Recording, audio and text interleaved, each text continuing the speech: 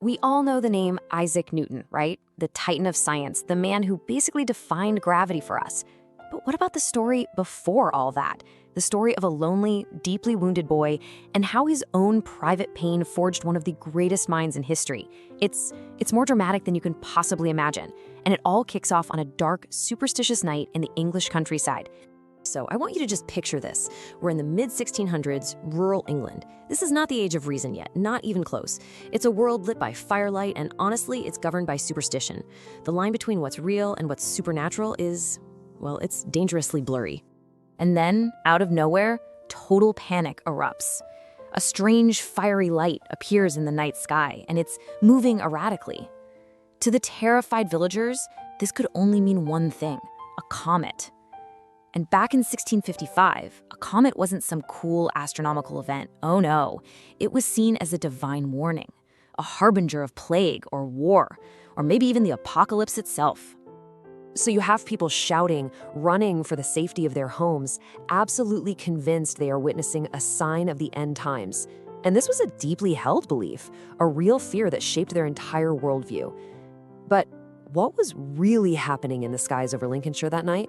That so-called comet was in fact the work of a 13-year-old Isaac Newton.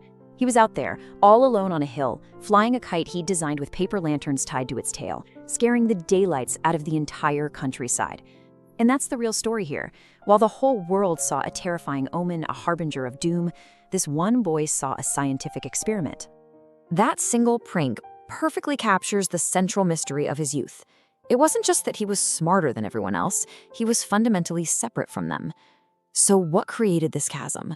What forces shaped this isolated, lonely genius? Well, the answer begins not with his intellect, but with a deep psychological wound, one that was inflicted in his earliest years. This wasn't a preference for solitude, it was a condition forged by trauma. His life literally began with loss. His father died before he was even born. He arrived so small and frail, no one even expected him to survive. But then came the pivotal trauma. At just 3 years old, his mother remarried a wealthy rector who, well, he refused to raise the boy. So she left him. She left him in the care of his grandmother and didn't come back for nearly a decade. He was, for all intents and purposes, abandoned. And this abandonment bred a volcanic rage. Years later, at 19, Newton compiled a list of every sin he could remember committing, and among them is this chilling entry, a fantasy of burning his mother and stepfather alive in their own home. This wasn't just quiet sadness. This was a deep, simmering fury. So all that immense anger, it had to go somewhere. And eventually, an act of violence finally gave it an outlet, transforming his rage from a destructive fantasy into the actual fuel for his ambition. It's so important to remember that his genius wasn't obvious at first, not at all. At the King's School in Grantham, he was a decidedly average student. School reports called him idle and inattentive. He was quiet, lonely, and yeah, he was frequently bullied. And then came the turning point. One day, the school bully kicked him hard in the stomach. But instead of folding, something inside Newton just snapped. He challenged the bigger, stronger boy to a fight. And fueled by years of repressed rage, Newton didn't just win, he humiliated his opponent, smashing his nose against the church wall. But even the physical victory, that wasn't enough. This event was the catalyst. He went from being a victim to a competitor, realizing that true dominance wasn't just physical. He vowed to defeat the bully intellectually too. And just like that, the idle, quiet boy at the bottom of the class became obsessively focused, driven by one singular goal: total academic superiority. Within a short time, he was the top-ranked student in the school. And with that focus, his intellect was just unleashed.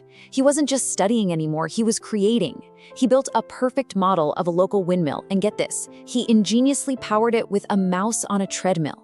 He carved sundials so accurate he could tell time just by the shadows in his room.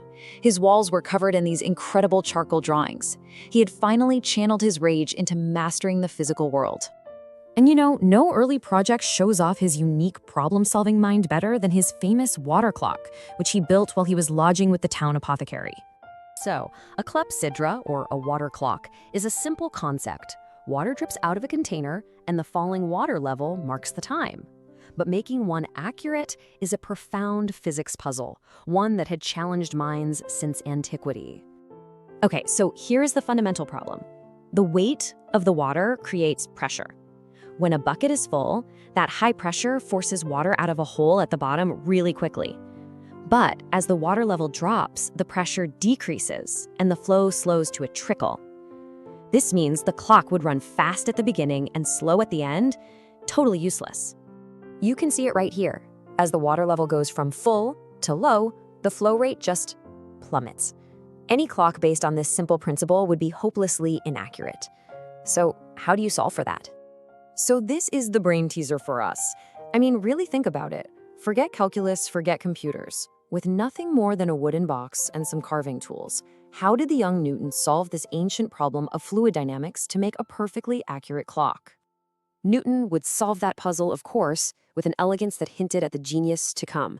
But just as he was beginning to master the small, predictable machines in his world, his work was about to be interrupted by a chaotic, uncontrollable force of nature. Okay, back to the clock. The solution is pure genius. He realized that to make the water level drop at a constant speed, the container's shape had to compensate for the pressure change. So he carved the box into a V shape. At the top, where pressure is high, the wide area means a lot of water has to drain out to lower the level. But at the bottom, where pressure is low, the narrow shape means only a tiny bit of water has to leave for the level to drop by the exact same amount. He built a system where one variable, the changing shape, perfectly canceled out another, the falling pressure. It was an intuitive grasp of calculus years before he would formally invent it. In 1665, while Newton was at Cambridge University, this number became the terrifying reality of life in England. The Great Plague arrived, killing roughly a quarter of London's population. It was a national catastrophe. By August, the plague reached Cambridge. The university shut down, sending all its students home. For Isaac Newton, home meant being sent back to Woolsthorpe Manor, the very farm where his abandonment began, the source of his isolation and his rage. So here he was, a young man whose intellect had been weaponized by loneliness and a desire for vengeance. So what happens when that specific, powerful, and wounded mind is forced by a plague into 2 years of total solitary confinement? The world was about to find out.